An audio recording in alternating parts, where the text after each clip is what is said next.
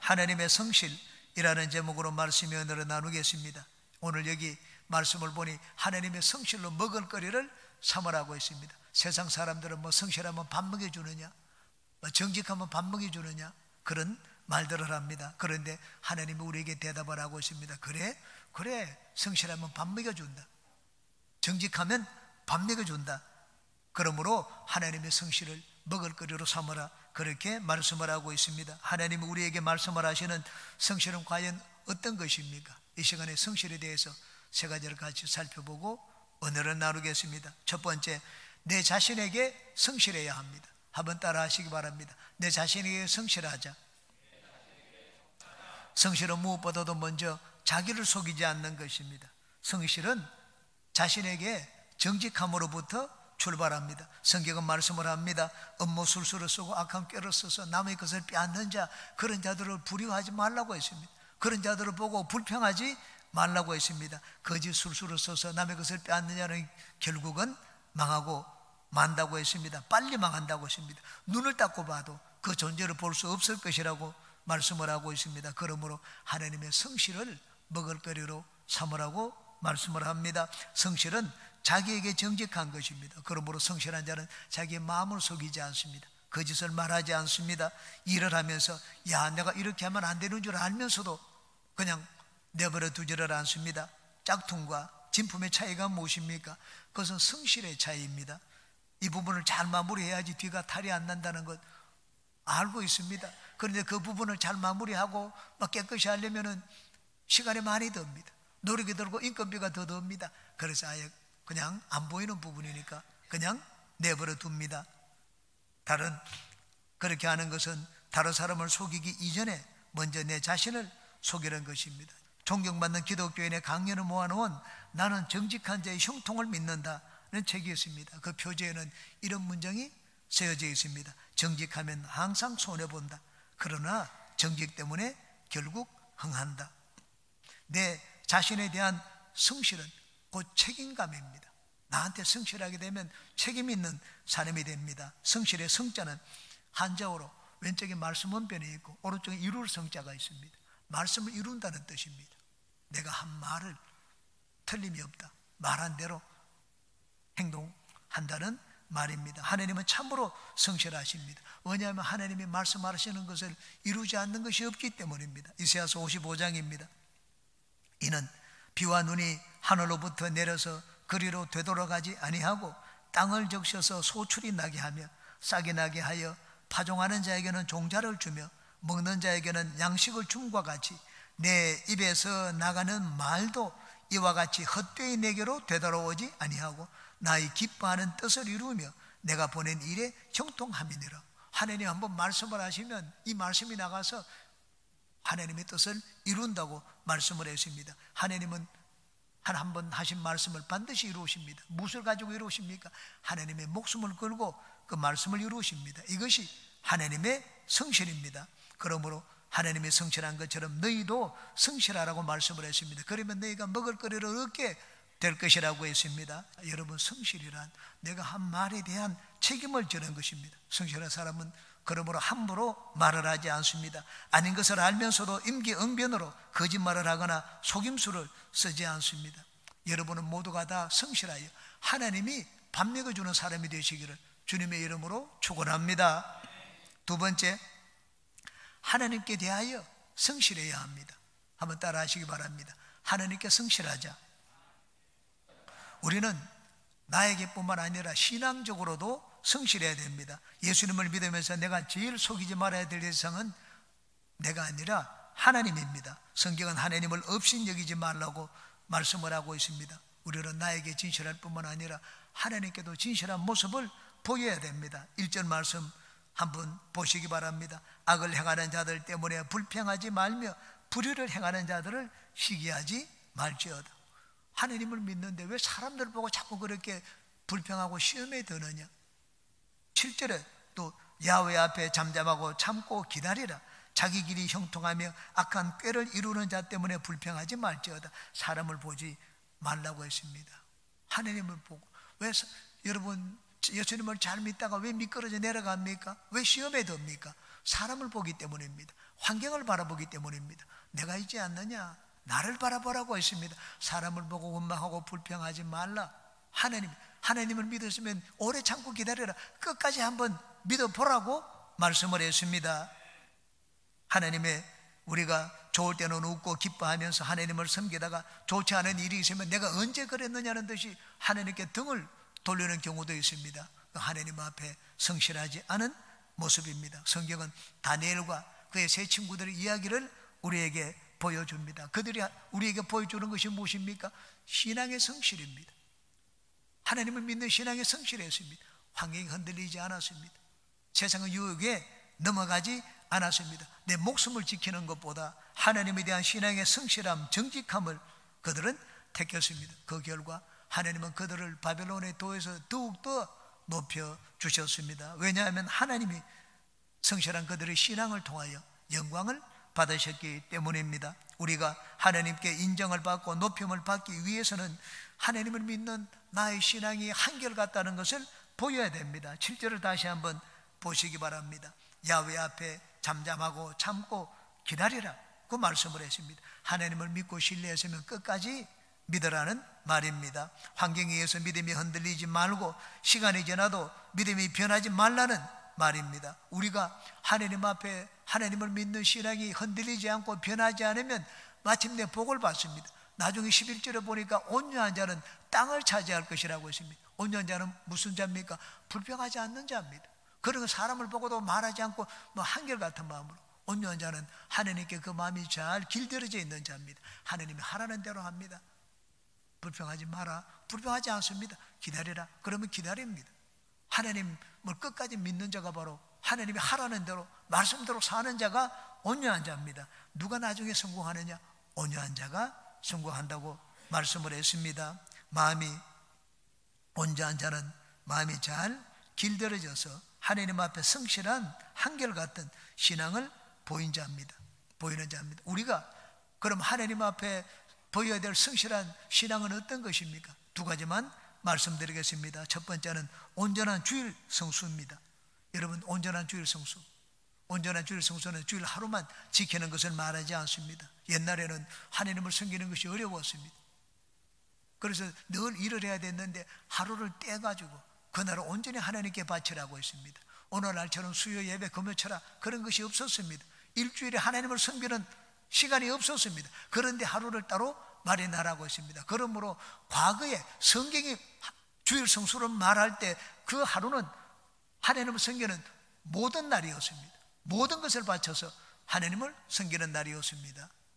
그냥 단순히 수요 예배 안 나와도 되고 철야 예배 안 나와도 되고 주일만 나와도 된다 그런 주일 성수가 아니었습니다. 하나님을 섬기는 모든 것을 다 바치는 날이 주일이고 바로 그것을 지키는 것이 주일 성수였습니다. 그런데 오늘날은 그렇지 않습니다. 예배가 많습니다. 교회에서 여러분, 우리 교회가 주일 예배만 드리면 여러분 어떻게 하겠습니까? 주일 왜 나올 수가 있습니까? 못 나옵니다. 열심히 있는 성도들이 많기 때문에 그럼 우리 수요 예배도 드리자. 그럼 수요 예배도 나옵니다. 철야 예배도 드리자. 철야 예배도 나옵니다. 새벽에 집에서 기도하지 말고 우리 교회에서 기도하자. 그러면 새벽 예배도 나옵니다. 이전에는 그런 기회가 없었습니다. 지금은 많이 나옵니다. 그러므로 나는 다른 예배 나오지 않고 주일만 나오면서 나는 주일 나오니까 주일 성수한다 그렇게 생각해서는 안 됩니다. 주일, 성경이 말하는 주일 성수는 하나님을 섬기는데 내 모든 것을 바치라는 말입니다. 신앙의 성실함, 한결같음을 보여주는 것입니다. 우리는 다 예배로 하나님께 신앙의 성실을 보이시기 바랍니다. 그 다음 신앙의 성실은 온전한 11조입니다. 신앙의 성실은 하나님으로 알고 또 하나님께 마땅한 대접을 하는 것을 말합니다. 11조는 내성을 다스리고 돌보시는 하나님의 주권을 인정하는 표시입니다. 여러분, 하나님의 은혜가 있습니까? 우리는 늘 찬송도 부르고 서로가 얘기를 합니다. 일상이 하나님의 은혜입니다. 코로나19를 거치다 보니까 우리가 마스크를 끼지 않고 숨을 그냥 쉬고 사람들을 모여서 대화를 하고 이 모든 것이 일상이 하나님의 은혜라는 말을 합니다. 맞는 말입니다. 이제는 몰랐던 것을 우리가 알고 깨닫게 되었습니다. 여러분, 내가 숨쉬고 보는 그것이 하나님의 은혜입니다. 환경이 오염되면 우리가 숨쉬고 살 수가 없습니다. 내가 자고 일어나는 그것이 하나님의 은혜입니다. 매일 생활하는 그것이 하나님의 은혜입니다. 하나님이 성실하게 내 삶을 돌보시니 나도 하나님의 성실하심에 대한 담례를 보이는 것이 마땅합니다. 바로 그것이 하나님의 나를 다스리시는 주권을 인정하고 하나님 감사합니다 하는 이 마음을 늘 잃지 않는 것, 그것이 11조입니다. 아니 그러면 고맙다는 것을 말로만 하면 안 됩니까? 말로만 하면 안 됩니다. 하나님 앞에 나의 희생을 드리면서 고마움을 표시해야 됩니다. 성실한 신앙, 존경받는 신앙을 가진 자들은 어릴 때부터 이 신앙의 습관이 잘 길들인 자입니다. 여러분, 어릴 때 신앙을 어떻게 길들이겠습니까? 다른 것이 아닙니다. 11조입니다. 록펠러는 어릴 때부터 2개의 주머니를 가지고 다녔습니다. 너무 가난했습니다. 그래서 어릴 때부터 일을 했습니다.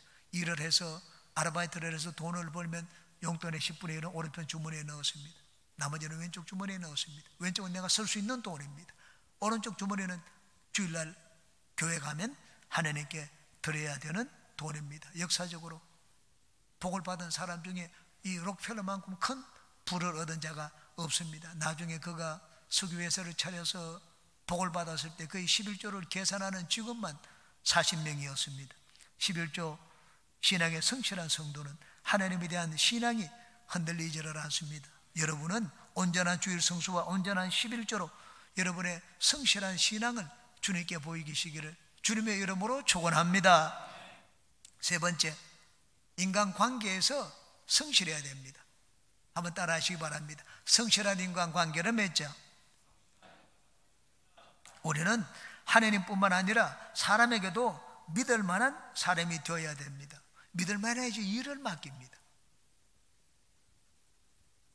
하나님이 예수님에게 하나님의 온 집을 맡겼습니다. 왜? 예수님은 믿을 만했기 때문입니다. 예수님이 오늘 우리에게 불러서 우리에게 성찬의 은혜를 나누어 주십니다.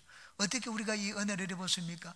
예수님이 성실하게 하나님을 섬겼기 때문입니다. 하나님 말씀을 하시는 거 하나도 어기지 않았습니다. 철저하게 하나님 말씀을 온전히 이루었습니다. 하나님이 기뻐 받으시는 제물이 되었습니다.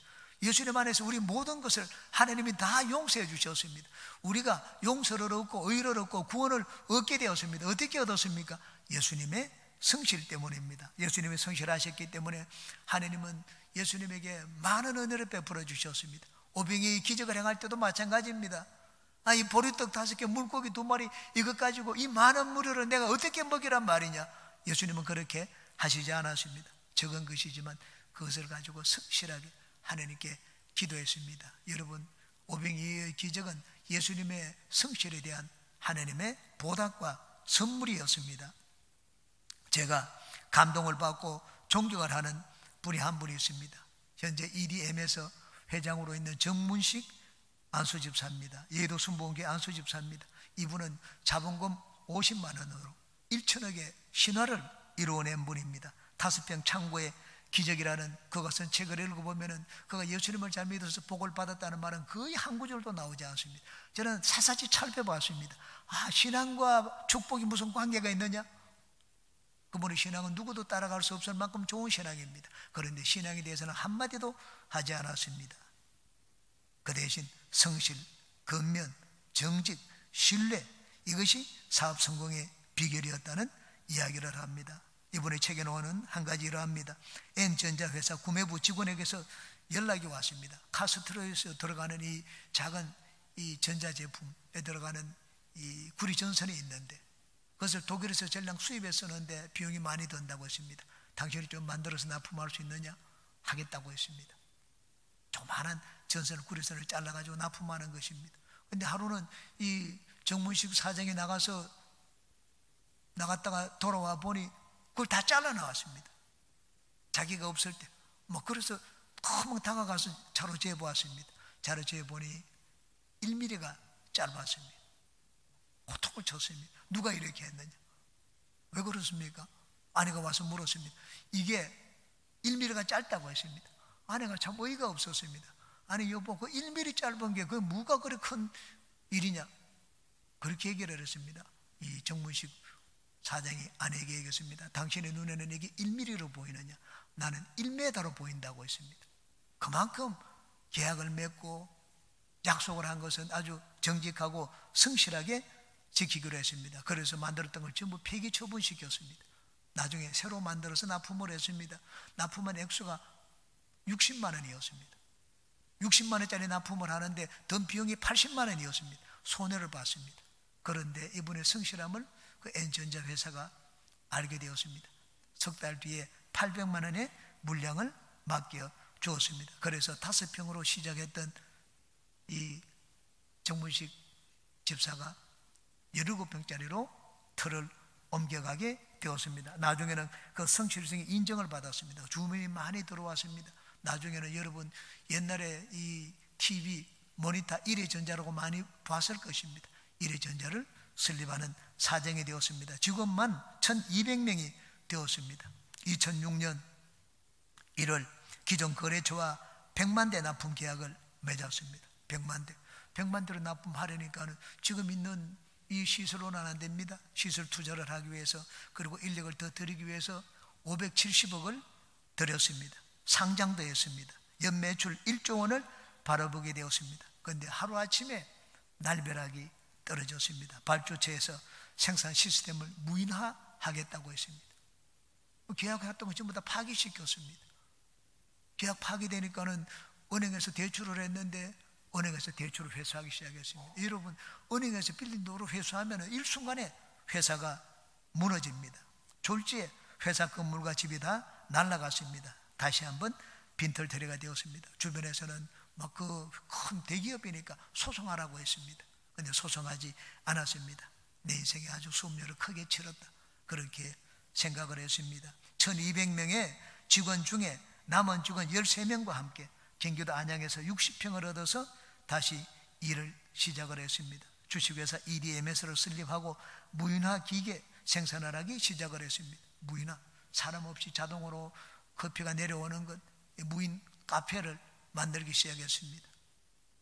지금 한 달에 파는 이 잔수가 몇백만 잔이 된다는 것을 봤습니다. 마치 코로나19 때 이 무인 판매기가 아주 그냥 불티나게 나가게 되었습니다. 그래서 다시 한번 일어섰습니다. 1회전자 상장 폐지가 된 지 14년 만에 경기도 안양에 지하 1층 지상 5층 연건평 3000평짜리 사옥을 마련했습니다. 그리고는 여의도 순복음교회 1억 원의 헌금도 들었습니다. 지금 다시 한번 성공 신화를 쓰고 있습니다. 이분은 젊을 때부터 나눠주고요, 선한 일을 많이 했습니다. 여의도 순복음교회 고등부 교사로 봉사할 때입니다. 다른 부서보다 이 고등부는 항상 교사 숫자가 2배입니다. 왜? 이분이 거기 있기 때문입니다. 이분이 아동사부로 내려갔습니다.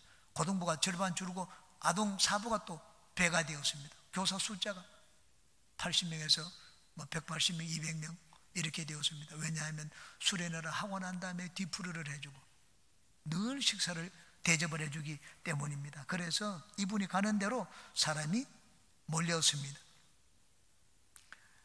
그가 왜 나누어 주는지 이렇게 대답을 했습니다. 돕고 살아야지요. 세상에 혼자 못 살잖아요. 내가 제조업에서 그렇게 어렵다는 제기에 성공한 것도 모두 어려울 때 발벗고 도와주신 분들 덕분이에요. 어떤 경우에도 신용을 지키려고 애쓴 것도 있고요. 이분이 회사가 넘어가고 생활비가 없었을 때 아내가 먹여 살렸습니다. 아내가 꽃가게를 했습니다. 꽃가게를 하는데 이 정문식 안수집사를 아는 분들이 다 물건을 거기서 주문을 했습니다. 상이 나면 거기서 주문을 하고, 그래서 몇 년 동안 아내가 벌어주는 그것으로 생활을 할 수 있었다는 말을 하는 것을 들었습니다. 제가 이 얘기를 했더니 2부 예배 때 홍은표 전도사님이 저한테 얘기했습니다. 자기가 대학교 다닐 때 나도 그분에게 장학금을 받았다고 그러더라고요. 그분이 도와준 분이 한두 사람이 아닙니다.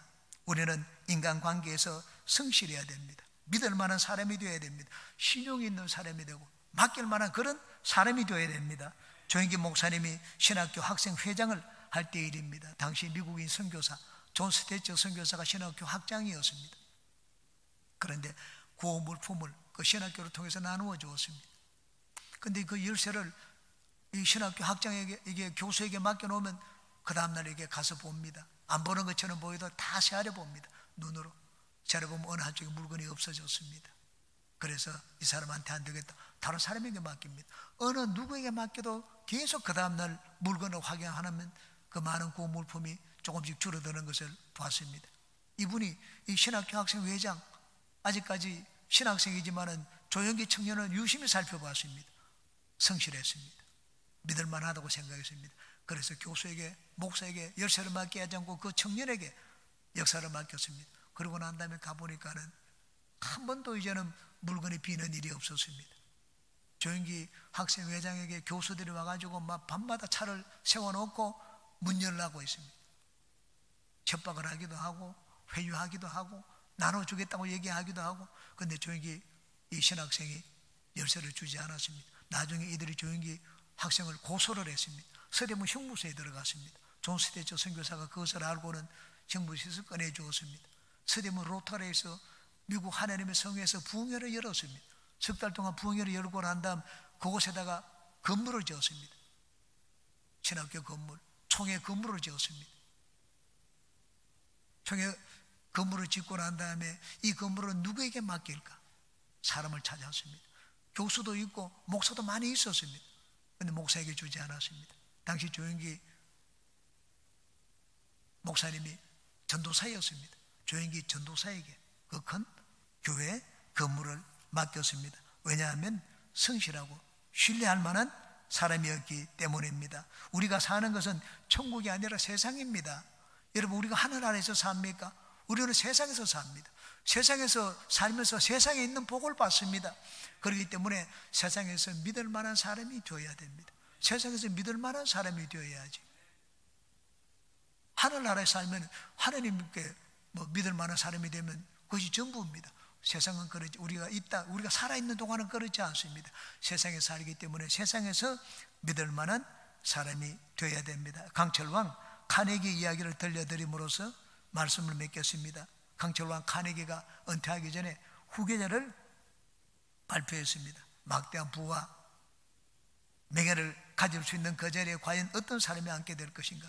그 아들들도 있었습니다. 많은 유능한 인재들도 있었습니다. 후계자 발표하는 것을 기다렸습니다. 그런데 카네기는 전혀 뜻밖의 사람을 후계자로 임명을 했습니다. 찰스 쉬버라는 사람입니다. 학벌이 없었습니다. 이 강철왕 카네기 그 회사에 이 자격부로 일용직으로 들어온 사람이었습니다. 일용직으로 들어왔는데 화장실 청소를 하고 하는데 너무 열심히 성실하게 했습니다. 다른 사람보다 1시간 일찍 와서 2시간 늦게 가는 걸 봤습니다. 그래서 정식 직원으로 채용을 했습니다. 나중에는 이 카네기가 자기 사무실에 회장의 비서로 두었습니다.